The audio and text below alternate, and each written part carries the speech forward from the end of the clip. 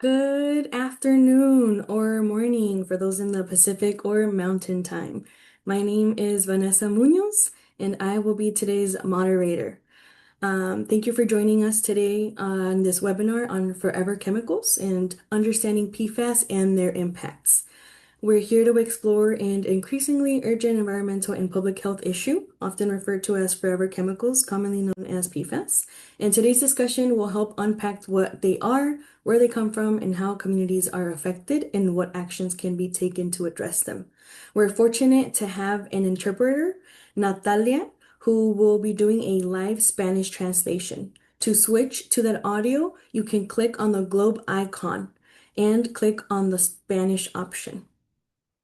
So again, to click on the globe icon for the Spanish translation.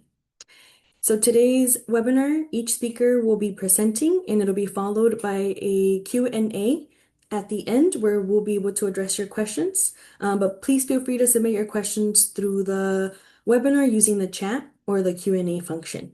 And this webinar is hosted by Hispanic Access Foundation and Waterkeeper Alliance. Hispanic Access Foundation is a nonprofit that develops and connects Latino leaders to influence systems, shape narratives, and drive lasting change through trusted relationships and regional networks of leaders moving together. We strengthen community power and advance a thriving nation.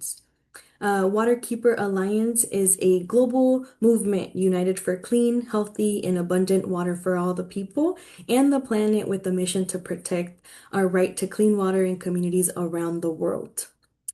And today we are joined by three amazing speakers. We have Chelsea McDonald, Clean Water Defense Campaign Manager for Waterkeeper Alliance. We have Autumn Crow from West Virginia Headwaters Waterkeeper. And we have Haley Cohen, a master's student at Clemson University, and also a Hispanic Access Network member. And with that, let's go ahead and get started with our first segment. We have Chelsea on PFAS. Perfect. Chelsea, take it away. Thank you so much, Vanessa. And we're really excited to be partnering with Hispanic Access on this important topic. We'll just jump in. So I'm giving a background on what PFAS are so that we can all kind of have a baseline for this conversation and what's happening in the world.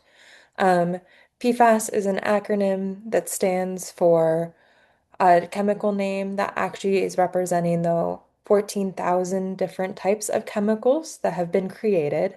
No PFAS occurs naturally in the environment. All of these things have been made by humans within the last 100 years.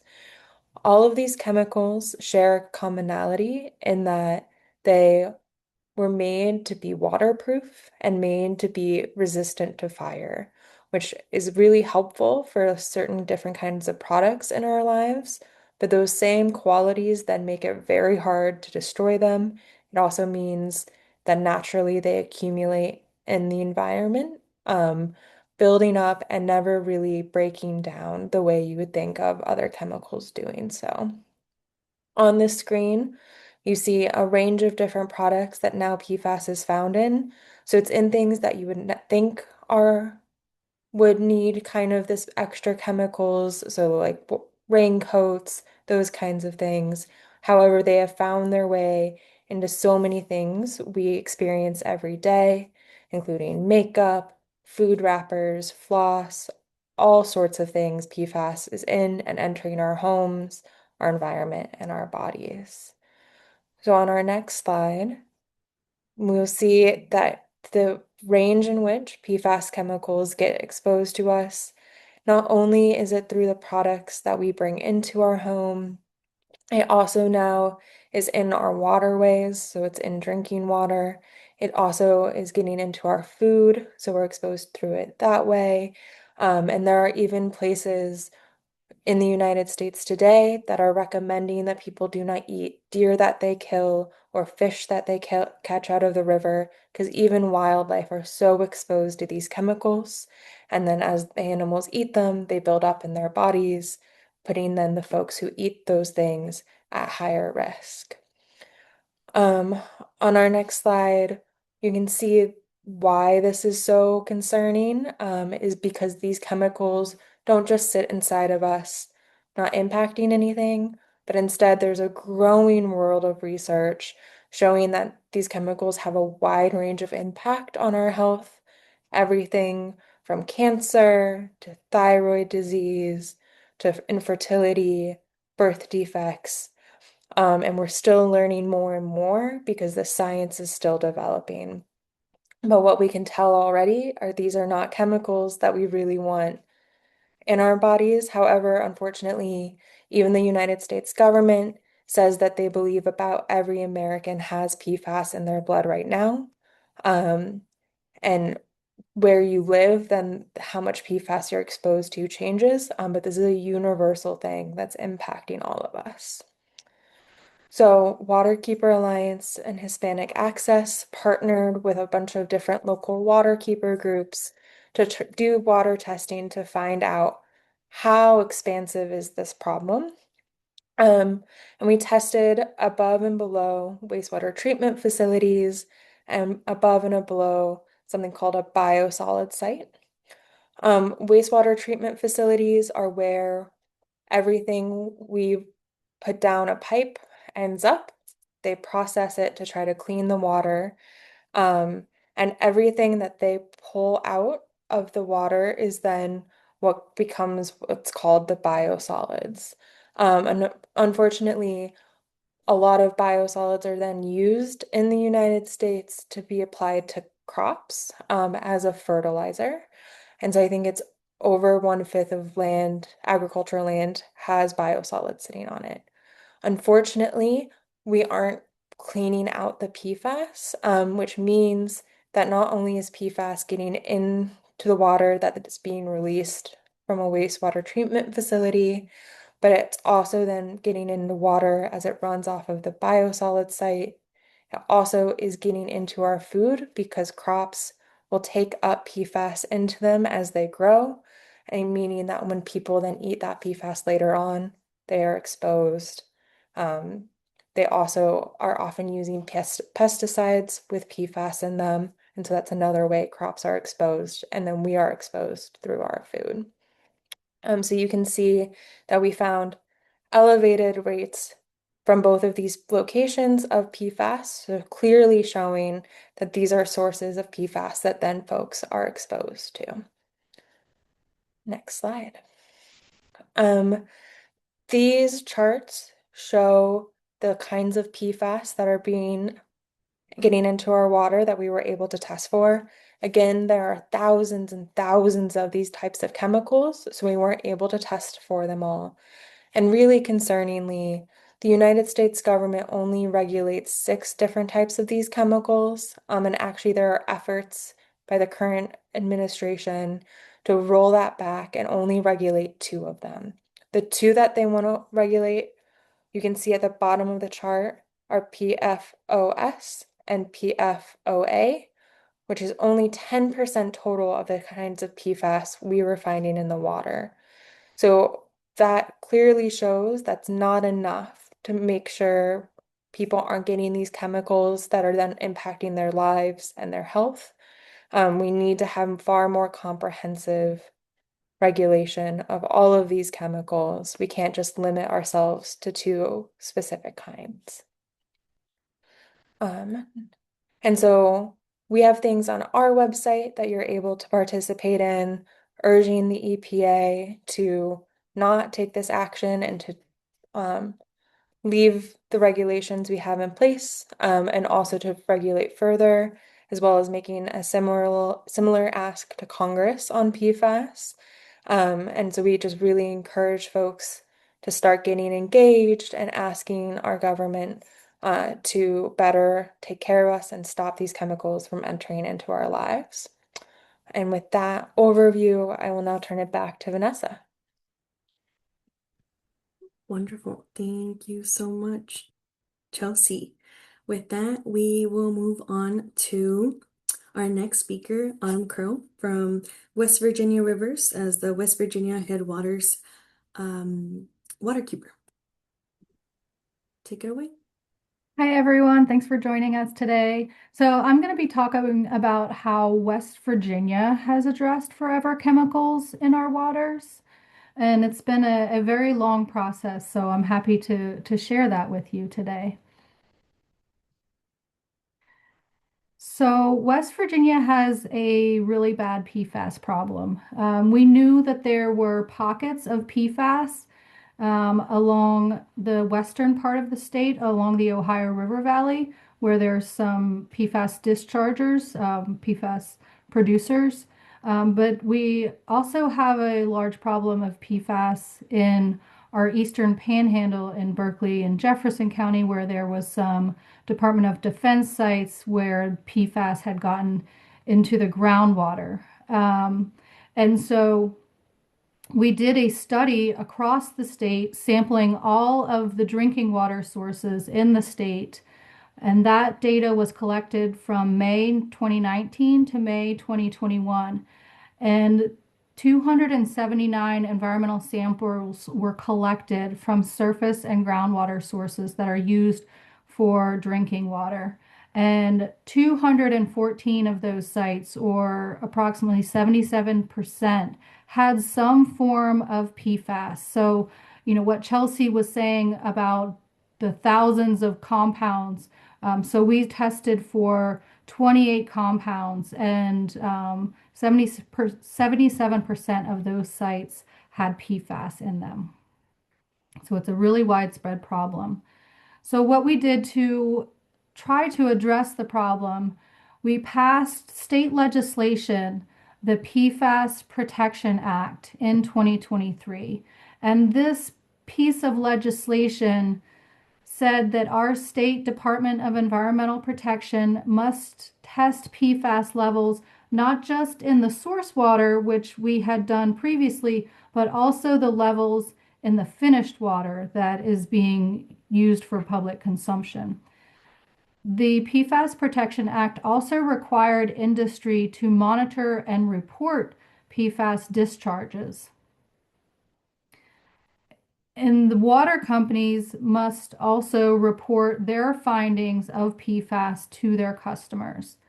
The other thing that the legislation did was established limits on PFAS discharges in water immediately upon EPA's issuance of the recommended criteria.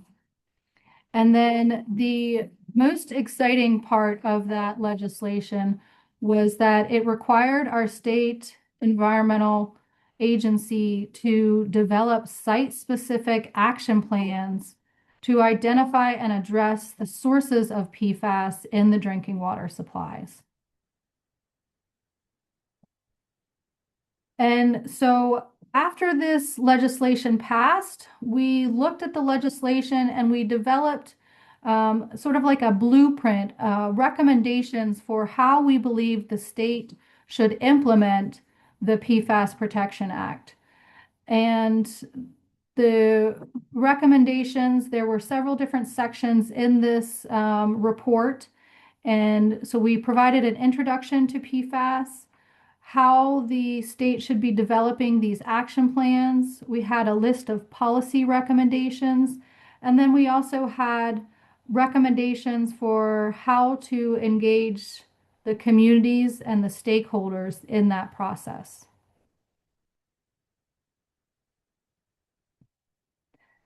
And so here's a list of some of the policy recommendations, that we adequately fund PFAS sampling and monitoring efforts, that we eliminate non-essential uses of PFAS, try to reduce the amount of PFAS that's entering our environment, adopt statewide PFAS water quality standards following EPA's recommended criteria, establish enforceable discharge limitations at the facilities that have the PFAS in their permits, they're in their discharge. Biosolids was listed as a source of PFAS, and so we feel that the easiest way to reduce that source is to restrict the biosolid applications where PFAS is found to be contaminating those biosolids. We also recommended remediating contaminated groundwater where the PFAS has entered the groundwater. So the PFAS Protection Act looked at public water sources, but one of the things that that legislation did not address was PFAS in private drinking water wells. So we feel that's an area that has yet to be addressed in the state, and we're recommending that that also be looked at. The PFAS is also found in fish tissue. So we wanted to update fish consumption advisories based on the amount of PFAS found in fish tissue. Um, and then we want to make sure that these PFAS action plans that are developed are not just going to sit on a shelf somewhere. So we want to make sure that the action plans are being implemented with the actions, with the recommendations in those action plans. We want to continue to refine the knowledge as more information and research comes out around the PFAS and the health impacts. We wanted to make sure that we are continuously updating the actions and the legislation with the new research and knowledge that's coming out around how to protect yourself from PFAS sources. And then we also recommended in West Virginia, we also have source water protection plans. And we felt that there was a lot of overlap in the PFAS action plans and those source water protection plans. And so those source water protection plans could be updated to implement the recommendations of the PFAS action plans. So those were some of our recommendations that came out of the legislation that passed. And then we also partnered with the West Virginia Department of Environmental Protection, and we were able to get funding from EPA through an environmental justice government to government grant. So that grant enabled us to develop a community engagement pilot project in environmental justice communities that were overburdened with PFAS in their drinking water. And so we focused on two areas of the state, the northern panhandle where the Ohio River runs along that has a lot of PFAS contamination, and the eastern panhandle of the state where there's a lot of PFAS contamination in the groundwater. So the goal in these two areas were to develop a community engagement process to inform 15 PFAS action plans in 11 communities. So some of the communities had multiple water utilities in them. So there were 15 water utilities that we were developing action plans for in 11 communities in both the northern and the eastern panhandle. So we're working with these communities to identify and address sources of PFAS in their drinking water supplies. And so the community engagement process that we initiated, we deployed community ambassadors, and those were both individuals and organizations.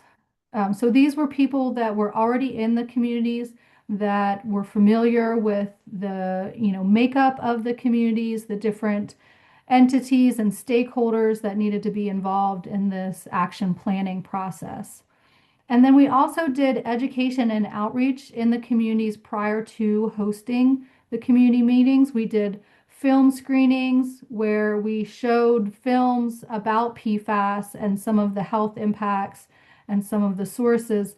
So we worked to educate the communities prior to hosting these community meetings. And then at the community meetings, we made sure and did them in the evenings where people were already off work, the majority of people. We provided food, so we gave them an incentive to attend. We asked them to attend, over the dinner hours from 6 to 8 o'clock. And so we were able to provide food for them so that they weren't, so they weren't hungry. And then we also offered gift cards as an incentive for them to attend. So if they attended, they received a $25 gift card to help compensate them for the time that they took to attend the community meeting. And then we had two virtual meetings, one in English and one in Spanish.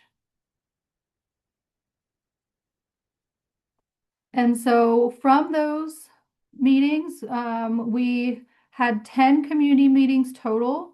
We were able to reach approximately 800 people. We had interactive maps that we created where people were able to look at the maps, identify sources, and put pins on the maps where they believed some of the sources were coming from. Because one of the things that we learned through this process is not all of the sources of PFAS are easily identified. In one community there was a volunteer firefighter who said, oh yeah, you're going to find PFAS in this water because we used to practice firefighting in this field, and we used a lot of that foam in that field. And had we not known that from the community member, we wouldn't have known that that's where some of the PFAS in their drinking water supply was coming from. So it was very important for us to be able to crowdsource that information and actually get the local knowledge from the community members on where they thought the sources of this PFAS were coming from, so that then we could put that information into the action plans.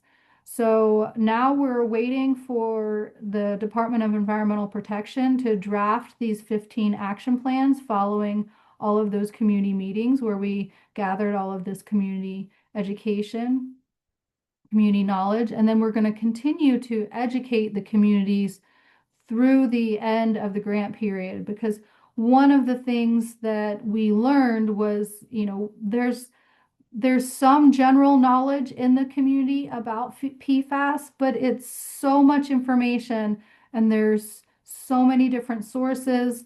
People were very interested in learning how to reduce their exposure. So where can they learn about products that are PFAS free?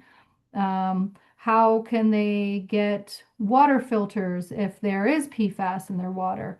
What are the type of water filters that will filter out the PFAS? So there is a hunger for more knowledge on how to reduce people's exposure to PFAS. So we're going to continue to educate communities through the end of the grant period. The grant runs through January of 2027. So that's what we've done so far. And we have a lot of lessons learned, and we're awaiting for our state to draft those action plans. And then we'll be able to take those action plans back to communities and say, here's what we developed. And then we'll have kind of a menu of next steps that we can take to help to address the PFAS problem in West Virginia.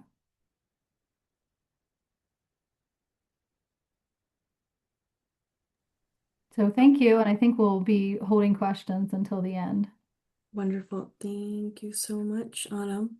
And if you do have any questions, please put them in the chat, but we'll also have time at the end for Q&A.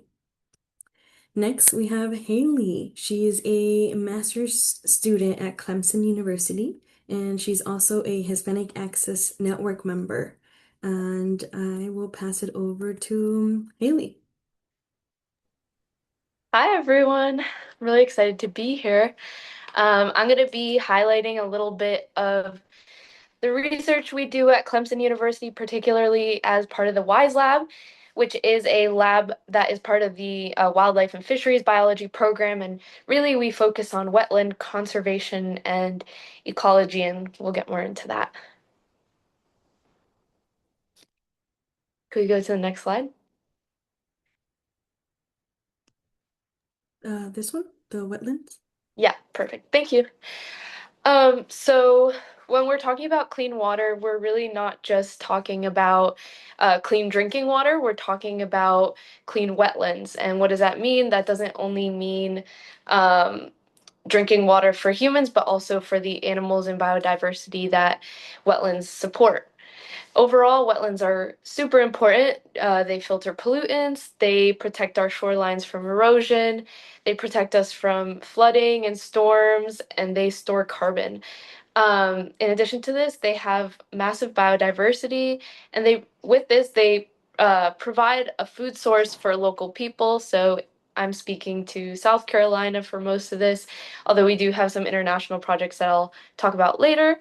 But in South Carolina, there is a ton of fishing in these wetlands, including for fish, shellfish, a lot of hunting for ducks and alligators, and all these are used as a food source for people.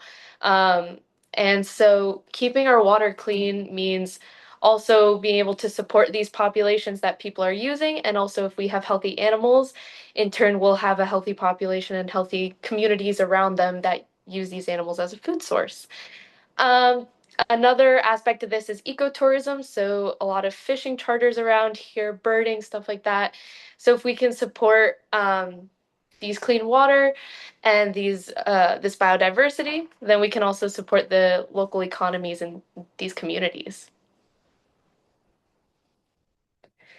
So the first project I want to touch on, we're going to be going through a few of them kind of fast. And if anyone's more curious about some of these, hopefully I can answer some of these questions. But if I can't, I can give you the contact information of my lab mates who do these projects. But we are looking at PFAS contamination in ducks in South Carolina and also Maine, to be able to look at the whole Atlantic coast as a whole. And part of this is looking at the physiological effects of PFAS. So I believe Chelsea talked a little bit about the physiological effects in humans, so how they're really bad for our health. But we don't quite know some of the if these effects also translate into like duck health. And a healthy duck population is really important because all along the Atlantic Flyway, which is where these ducks migrate, duck hunting is huge. And a huge component of this is keeping these populations in check, keeping them high so that people have this food source, but also keeping these ducks healthy because if these ducks have high PFAS concentrations, humans can also be taking that in and we could be eating these PFAS. Next slide, please. Thank you. And along the same line, we're doing a similar project, but with microplastic contamination, and specifically green-winged teal right now in South Carolina. And part of this has been working with the community. We have worked with the hunters to actually go out with them and be able to talk about their concerns, but also being able to use hunted ducks. So we just use the gizzard for the microplastic analysis, but these gizzards come from ducks that were actually hunted to be eaten. So we're able to use a part that they don't usually eat, and while being able to inform hunters about how much plastic are in these ducks, talking about also hot spots for microplastics, and that's going to be a pretty great trend with this research. Next, please. Thank you. So we're doing a similar thing with alligators, also in the whole southeast. So my lab mate, Miriam, does a project where she has taken hunter harvest samples and wild caught samples of alligators from the whole southeast, so throughout their whole range, and looking at microplastics and PFAS. So both of these contaminants can be biomagnified through the food web. So as alligators are apex predators in most of these wetlands, they are accumulating very high amounts of these contaminants. So by looking at how contaminated these alligators are with their tissue or blood, we are able to get a sense of also the contamination of the whole ecosystem. Another thing is we can kind of use alligators a as an indicator of what humans might be eating in that area as well, because they eat crabs and shellfish just like we do in these environments. They eat turtles sometimes, which sometimes people do in these environments as well, fish, birds, ducks. So we are eating actually very similar things. We're on a very similar trophic level as them. So by studying contaminants in alligators, we can get an indication of what contaminants in humans also look like.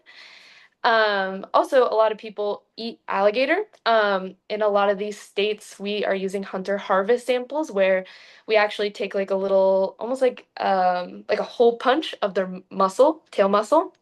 And a lot of people eat these big tail mussels um, because it's actually really good and a decently sustainable way to eat this kind of meat. So by working with hunters, we can communicate with them what we're studying, be able to incorporate their questions into our research methods, but also being able to look at contaminants in the animals they're actually eating. Next slide, please. Thank you. So this is what I'm doing for my master's thesis. So I am also doing alligator contaminants, but I'm looking at mercury. So using hunter harvest samples from 2004 and 2005 um, compared to some more recent samples and looking at how mercury is spread out, how it moves, and also looking at mercury hotspots in South Carolina. So hopefully we can inform hunters on these hotspots so that they're not eating alligator meat from these places or even duck and shellfish and stuff like that.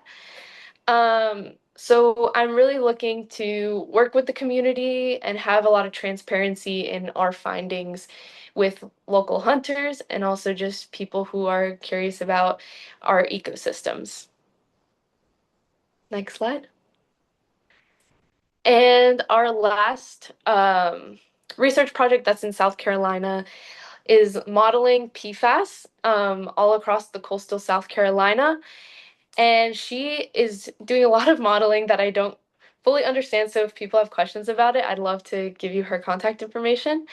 But basically, she's trying to identify PFAS hotspots using climate variables and resilience indicators, and also um, on the ground, like contaminant data collection.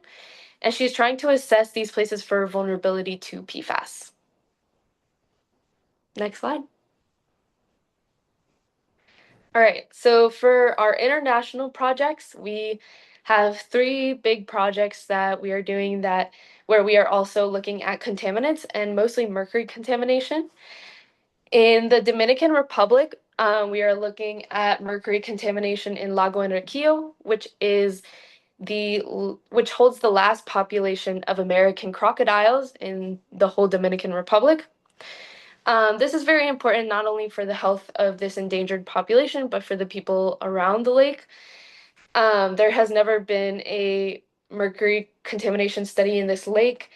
And so what we're doing is very new, but also there's a lot of trash being dumped around this lake. So we'd like to know how that has an effect on contamination and hopefully being able to do like microplastics and PFAS in the future.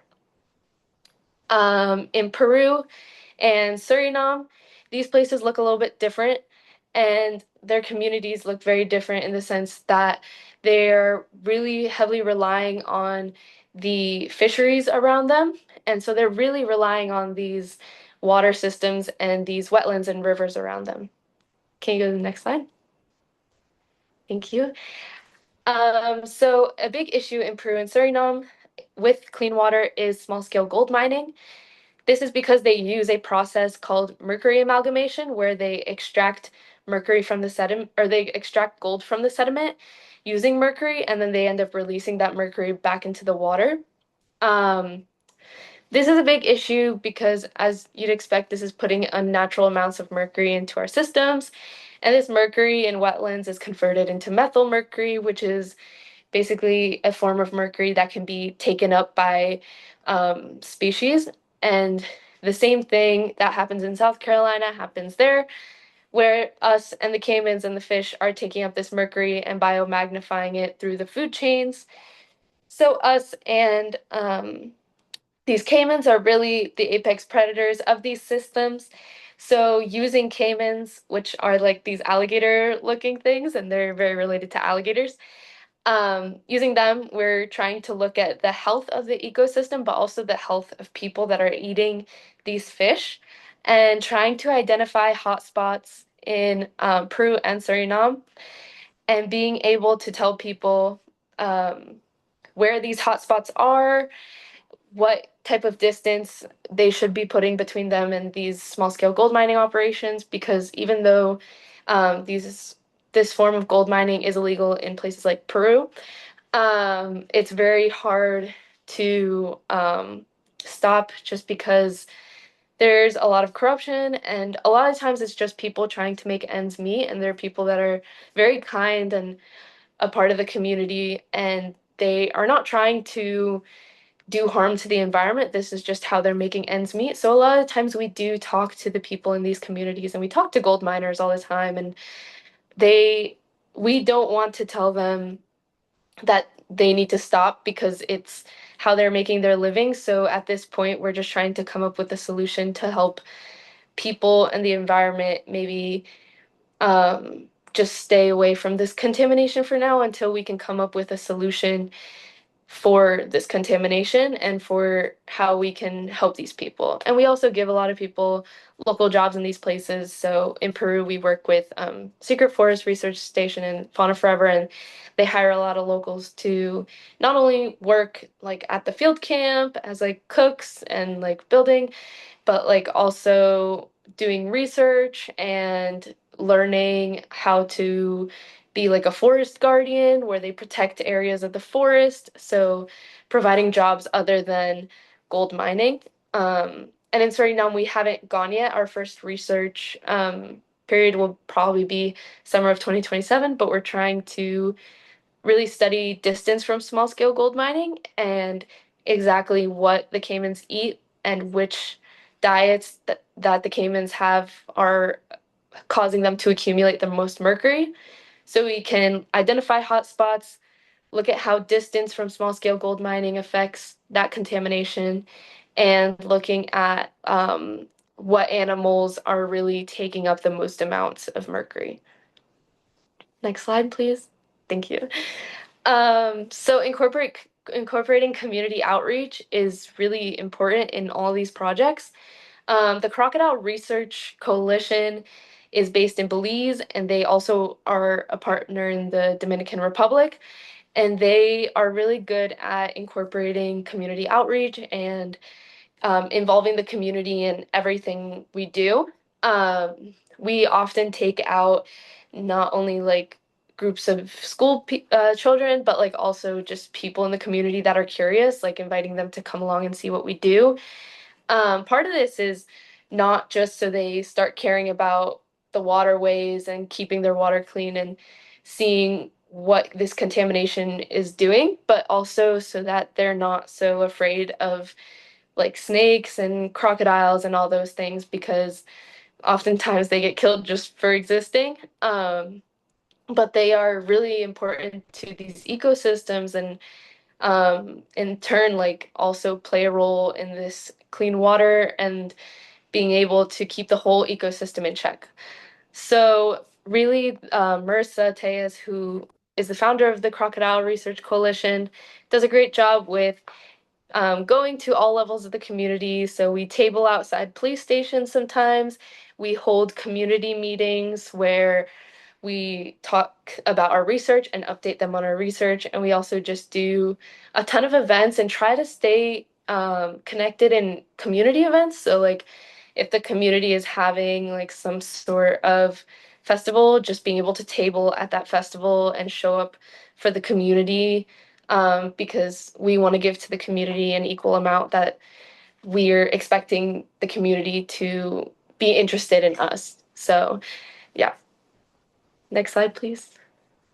Yep. And so I just wanted to thank everyone for having me here. This has been really lovely. Thank you. Amazing. Thank you so much for that wonderful segment. And now we have time for our questions. So if there are any questions, you can go ahead and put them in the chat. Um, and while we're waiting for those questions to come, I do have one question. I love how we all, um, learned about PFAS, kind of what they are, the different ways that we're involving communities in different community projects, to address these chemicals. What's one takeaway that you want everyone to, remember about PFAS? And I'll leave it open to anyone who'd like to answer. So one takeaway about PFAS, that our community can take away from this. I can help to answer that.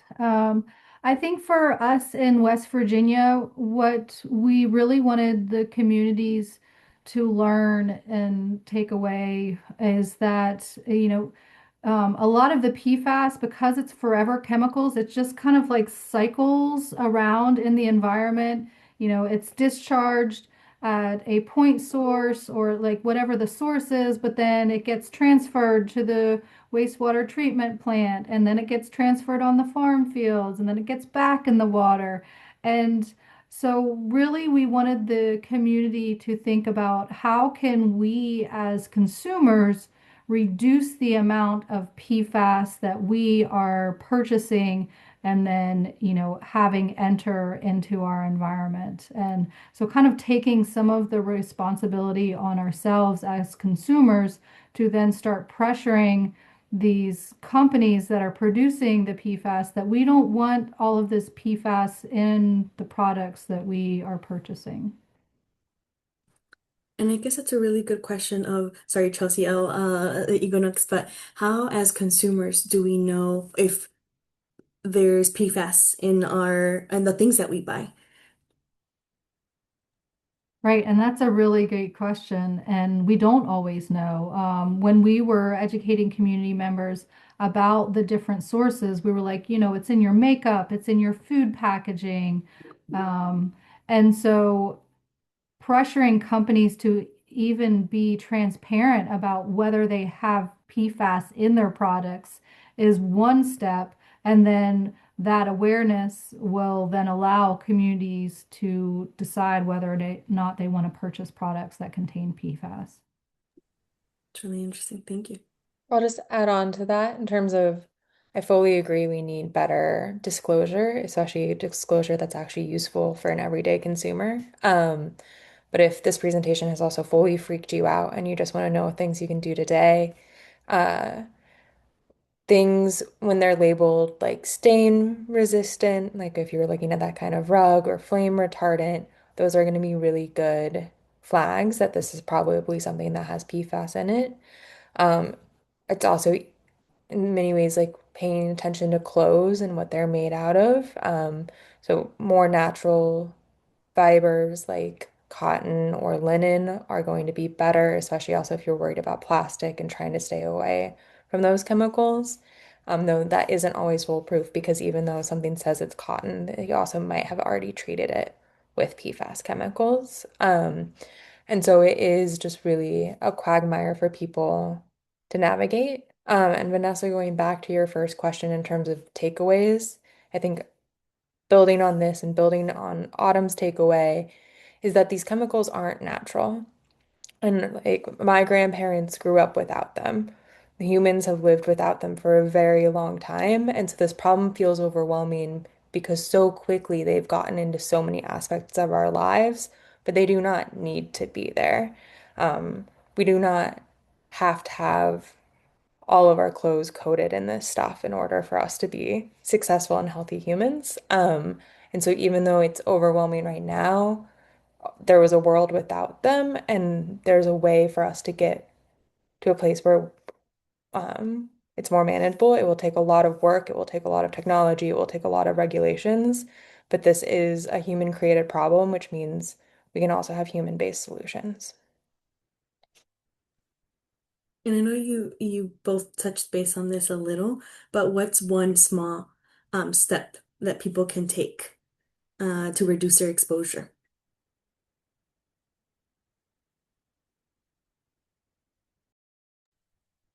I think one of the main ways that folks in our communities are exposed is through their drinking water. And so, if they have contaminated drinking water, that's why there is so much interest in the granular activated carbon filtration to be able to filter out the contaminants from their drinking water. And so, a lot of our water utilities, those upgrades to the water systems can be really expensive. In the communities where we have the contamination from a responsible party, they have actually paid for the water utilities to put those treatment systems in place.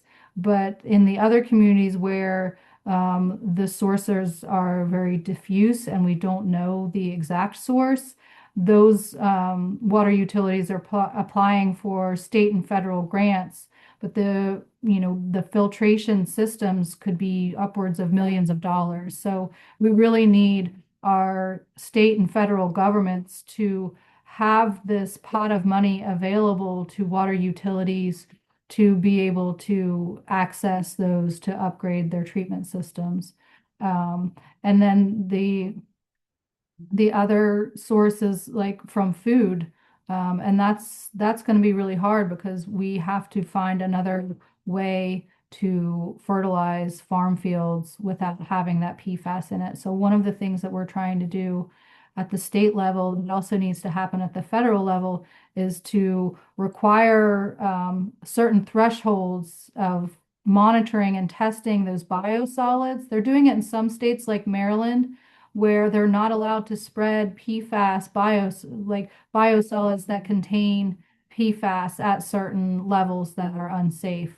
The problem with it going by state is that if Maryland passes a law where they don't allow PFAS spreading over a certain threshold, then they ship it to Virginia, or West Virginia or vice versa. So we really need federal legislation that is better at regulating some of the biosolids spreading. That's such an interesting point to think about the bigger watershed of things. There's a question here from Michael Anderson. The question is, what are some of the best messages and or outreach approaches you're finding for connecting folks to the issue and making it real, engaging, and empowering for them? I feel like part of this is being able to like walk people through the whole process of like where does it start? Like where does PFAS come from? How can we see it in our environment and our own bodies? Like what happens?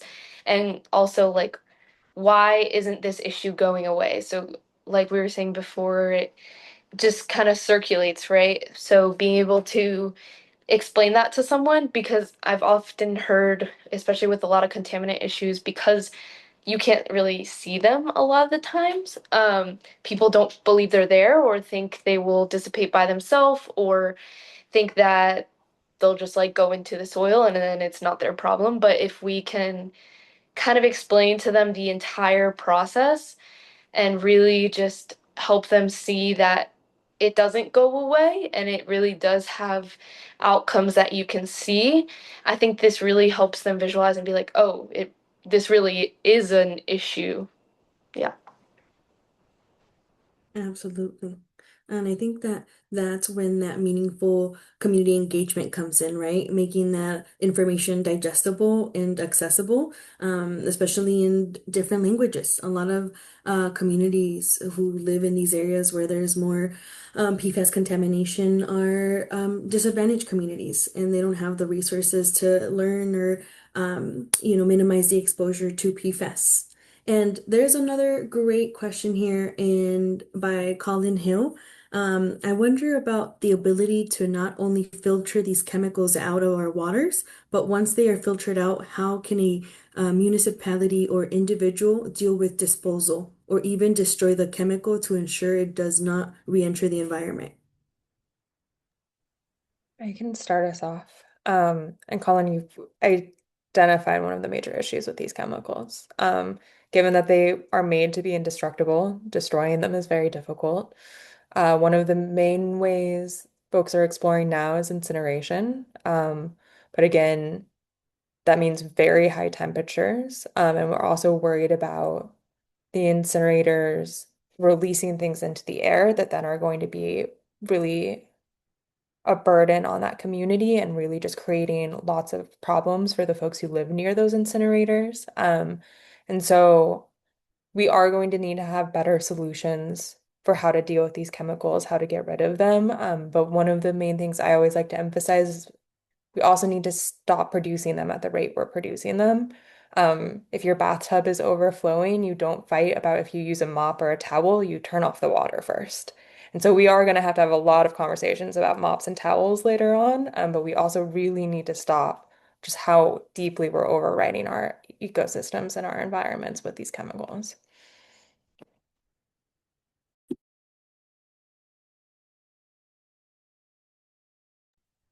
And there was another good question. It wasn't really a question, but it also kind of got me thinking about kind of source points of pollution like landfills and leaching into our water systems and not only being sent to the wastewater treatment facilities. But what are some of the biggest point sources where PFAS enters our watersheds? So the producers of PFAS that use or produce PFAS in the manufacturing process, I mean, those are the ones that are inputting the PFAS into the environment. So we have several facilities in West Virginia that are producing or using PFAS in their manufacturing products and then discharging PFAS into our waterways. So we have six of them. And getting those industries to reduce the amount of PFAS that they're discharging is really critical. And then, like Chelsea was saying, like we don't really need PFAS in all of these products, but it's being discharged in wastewater treatment plants, it's being discharged out of landfill leachates. And then, there's those non-point sources like the biosolid spreading where it's going from the wastewater treatment plant to all of these farm fields, and we're just spreading it out across the ecosystem. And so it's really critical that we identify all of the sources like firefighting foam because it's resistant to fire. It's used in a lot of the films. And so, there have been efforts for fire departments to stop using the AFFF firefighting foam is one way to, try to start banning some of the products where PFAS is really prevalent. Thank you. That's really interesting from someone with no background.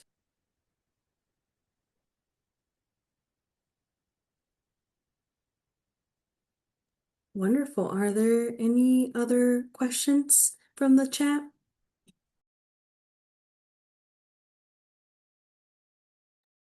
All right. If there are no other questions, then thank you so much to all of our wonderful speakers for today and for sharing with us some insight on PFAS, their impact, and how we can meaningfully engage communities.